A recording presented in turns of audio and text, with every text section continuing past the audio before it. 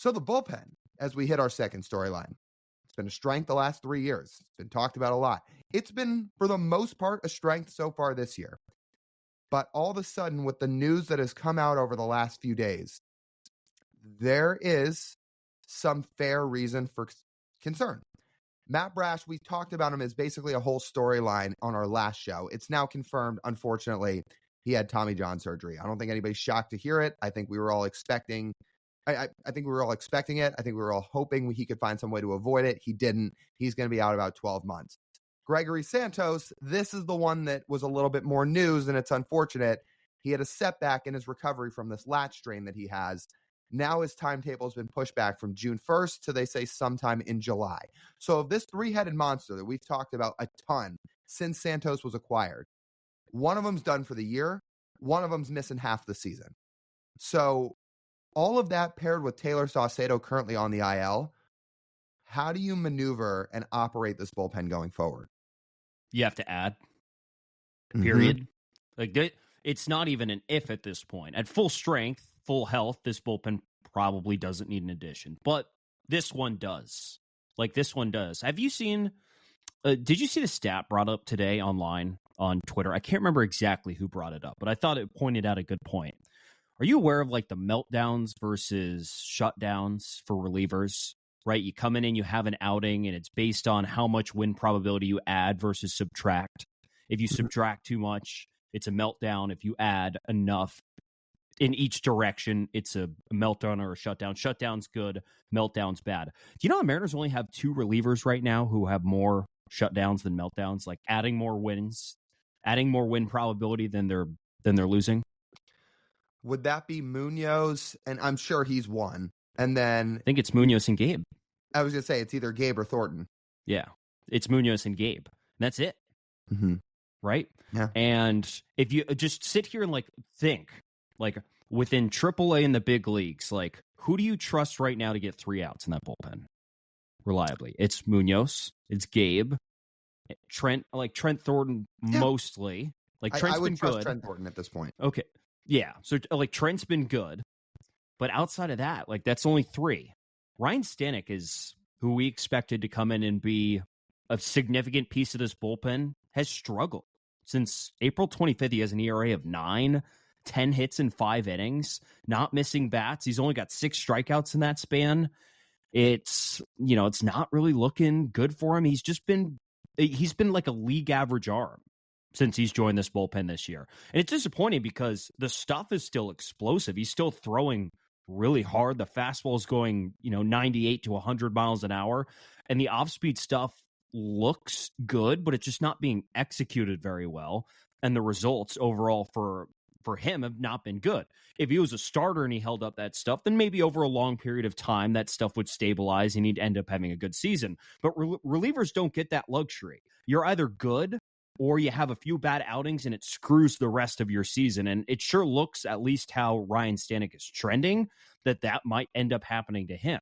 And it leaves the Mariners in a pretty precarious situation where if they think about it right now, they're going to be leaning a lot in leverage situations on Munoz, Gabe, and Trent Thornton. And just, again, hoping Taylor Saucedo gets back and healthy. And at this point, if you get something from Gregory Santos this season, that's a plus. Because we're at setback number 2 right now. And we don't know if Santos will have another setback once you reach June. And he's trying to progress and it's just not cooperating with him.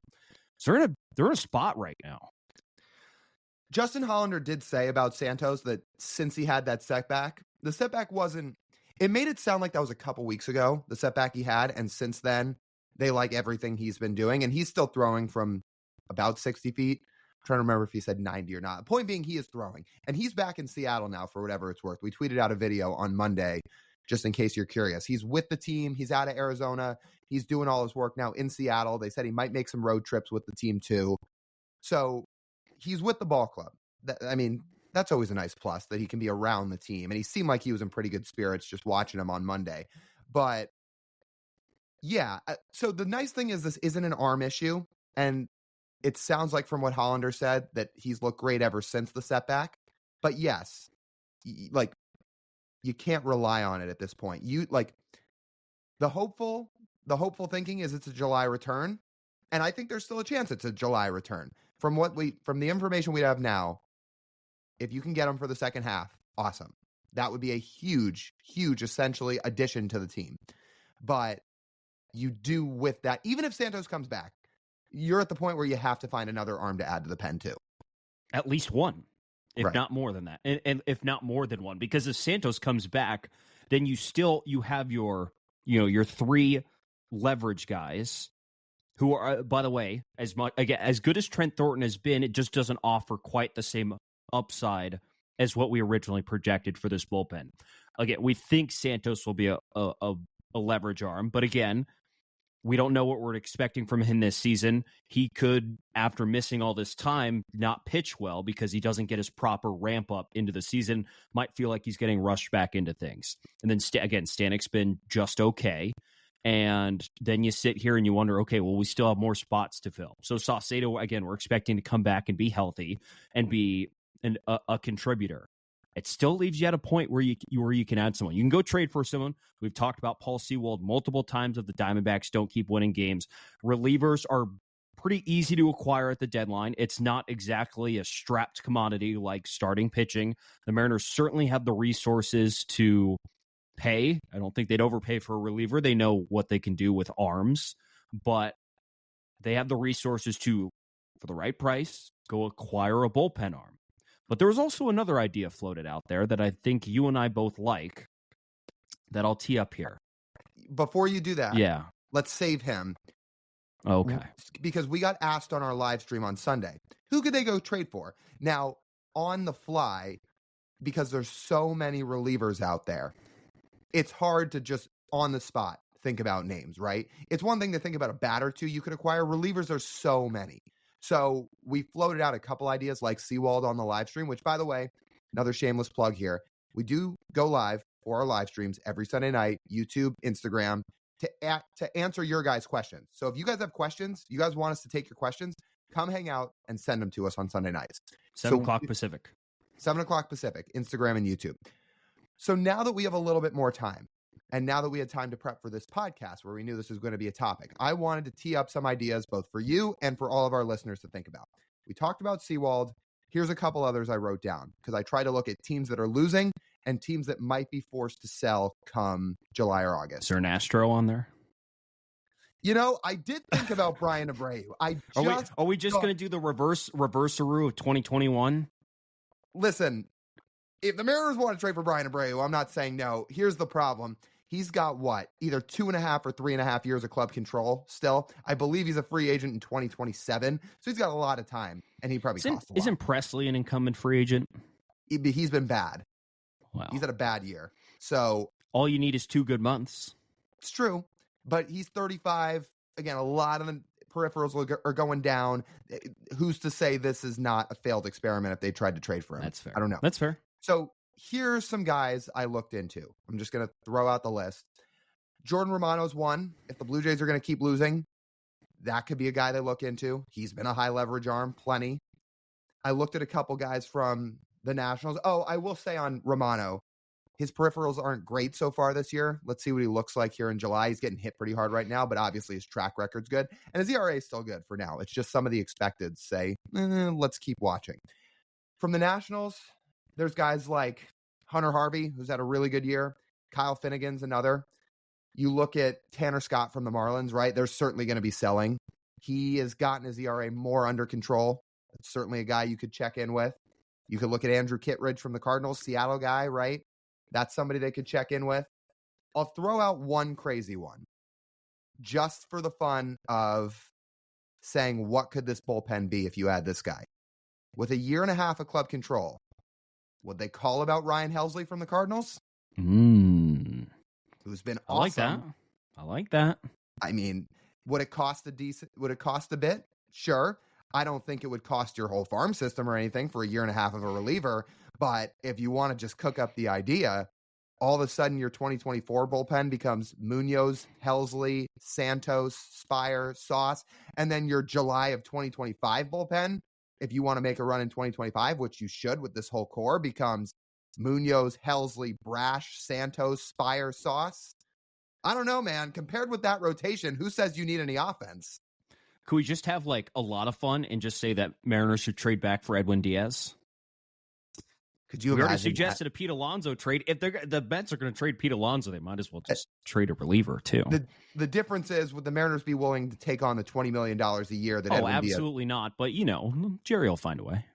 Sure. Well, just rehire Brody as the Mets GM, and he'll agree to eat all the money. Perfect. That works. So they could send Diaz, and then they could throw Lindor in there too. Yeah. Sure. Perfect. Brody will only one of those owners is worth $35 billion. So it's fine. Stevie can take the bill. Right. I am serious about the Helsley thing, though. I know we're kind of joking around. And I'm serious when I say that sounds like a really good idea. These two teams have been linked for a while as trade partners. So why don't they just rip the Band-Aid off and do it for an arm like that? That sounds fun. That would be sick if Ryan Helsley was in this bullpen. So maybe that's the one to dream on. Again, I would keep watching Jordan Romano. I would watch Tanner Scott. I think those are two that make a lot of sense. Maybe a couple of those Nationals guys like Harvey could make some sense. Maybe there's a guy that's a little bit lower leverage, but the Mariners like all the expecteds on and some of the underlying numbers on that we're not even thinking about. But if you want to dream on one, again, you can think about Ryan Helsley. Now we can pivot to what we were just alluding to before we were just diving into potential trade pieces. There's somebody in. Oh, go ahead. Well, you can finish your. Go ahead. Yeah, there's somebody in house that they could consider here too. That's what I was going to say. And so we've talked about Logan Evans potentially being a big league ready arm this year. If you think about it, so he's currently sporting a 1.34 ERA in AA. Pretty good. If he gets to July, he's probably not going to hold a 1.3 ERA. As nasty as he is, it's really hard to hold a 1.3 ERA as a starter. But even if this dude is sitting in like the 2.5s with a high strikeout rate and his walks are under control by the time you reach the middle of July, probably you get him a few months in AA. And if he's proving that he is clearly too good for AA and he continues to dominate, but you don't have room for him in your rotation, and you won't barring injury. And you won't if Emerson Hancock stays in the organization and is your number 6 starter. There is legitimately no path to the big leagues for Logan Evans this year, if all of those things continue this year, unless you put him in the bullpen. If that is one way to get minor leaguers ready for big league batters, is you put them in the bullpen and you let them pitch against big leaguers just in shorter spurts. Is it best for Logan Evans' future as a starter to put him in the bullpen?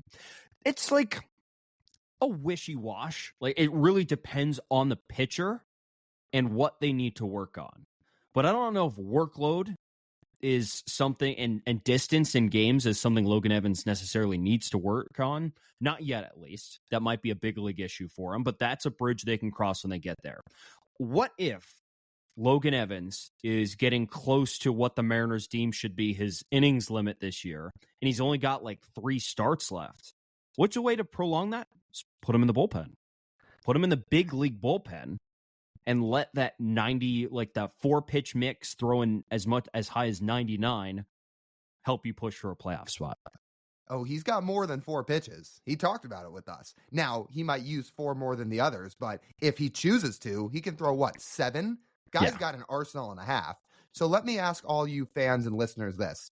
Would you be interested in adding to the bullpen an arm that throws 99 miles an hour with a deadly slider? I would hope the answer to that is yes. I would be interested in that. And in terms of Logan Evans' development, I think he'd be totally fine. And here's why I say that.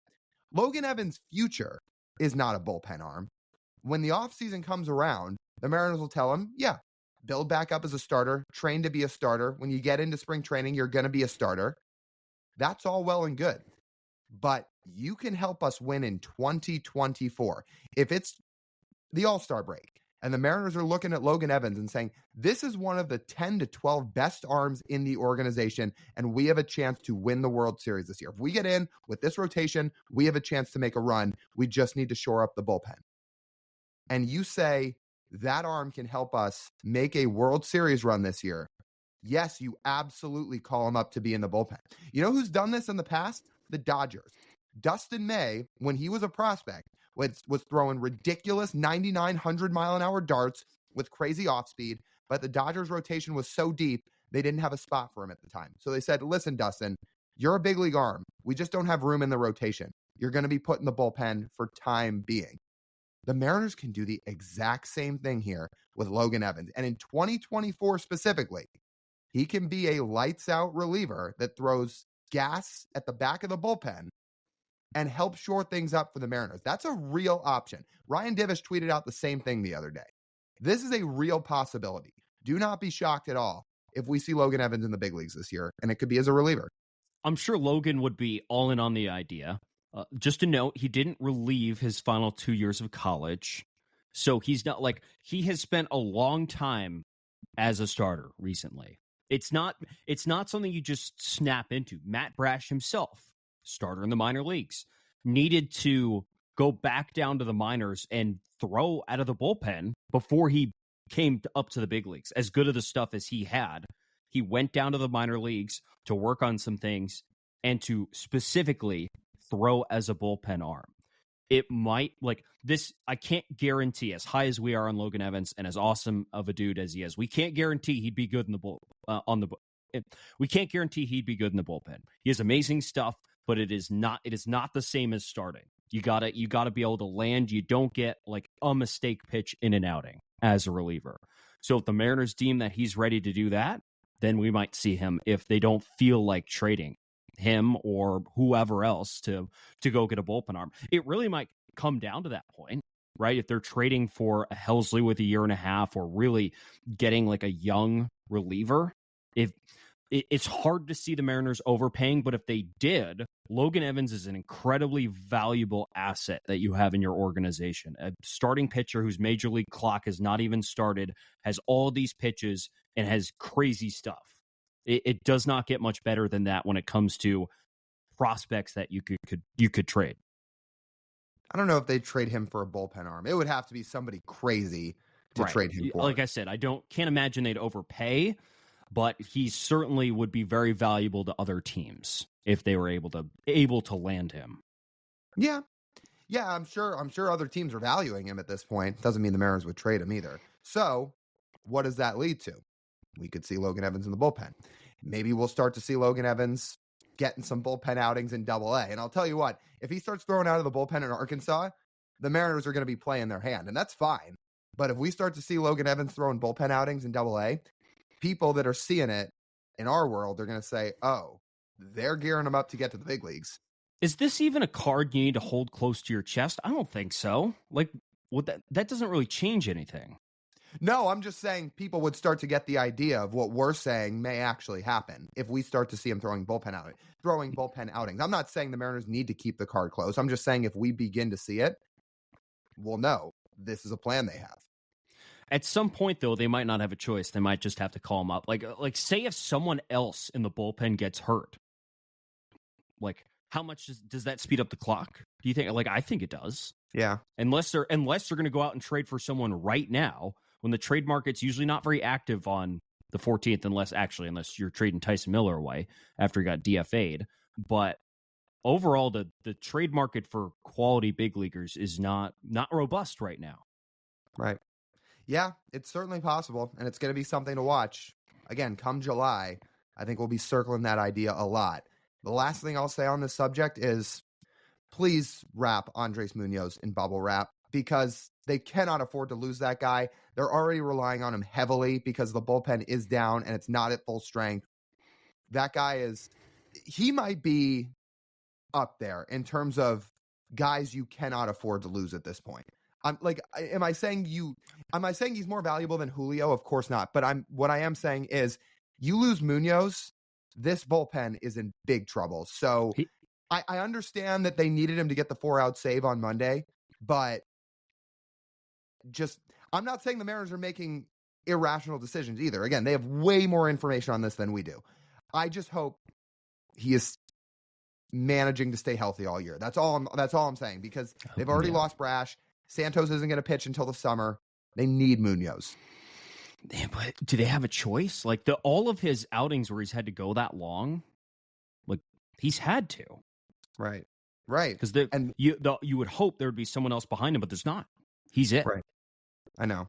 So and to be fair, he has not thrown a whole lot of outings in the last week or so. They've been very spaced out, so he may be more built up. I'm just saying more from the perspective of please stay healthy. Just please stay on the field because the bullpen needs him very badly. Yeah. He is making a case right now, given the state of this bullpen, that he's like one of the more valuable relievers in baseball. As good as he is, we're going to bring out the subjective value term when we talk about Andres Munoz, because he offers something that not many other guys in baseball do, and he's doing it over distance, and he's doing it with efficiency as well, and we love to see it. And by the way, we haven't even barely mentioned him. He looks really good. Very good. He looks unbelievable.